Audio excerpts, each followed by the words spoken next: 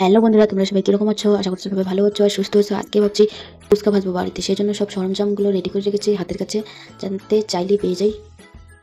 সেই জন্য সব কিছু রেডি করে রেখেছি। এইদিকে কড়াইয়ের মধ্যে তেল দিয়েছি, তেল দিয়ে এখন ফুচকাগুলো ভাজবো। আর ইতিমধ্যেই দেখতে পাচ্ছ ফুচকাগুলো ভাজা হয়ে গেছে, কি সুন্দর লাল টুকটুকে মুচমুচে হয়ে গেছে।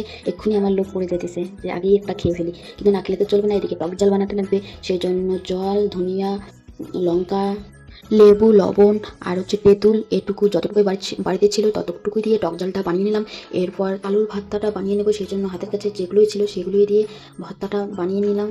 এরপর দেখতে পাচ্ছ এক এক করে সবগুলোই ফুচকা সাজিয়ে নিয়েছি যাতে খেতে সুবিধা হয়ে যায়, সেই জন্য। এরপর দেখতে পাচ্ছ সবার প্রথম আমিই খেলাম একটা, এরপর মাকে দিলাম, মা খেলো, এরপর বুনু খেলো, বুনু খেয়ে রিভিউ দেবে, দেখবে দেখো দারুণ হয়েছে নাকি। আমাদের তো ফুচকা খেতে খেতে না ঝাল হয়ে গেছে, টক ঝালে নাকি প্রচুর ঝাল হয়ে গেছে, সেই জন্য বুনু নাকি নাকের জল চোখের জল এক হয়ে গেছে।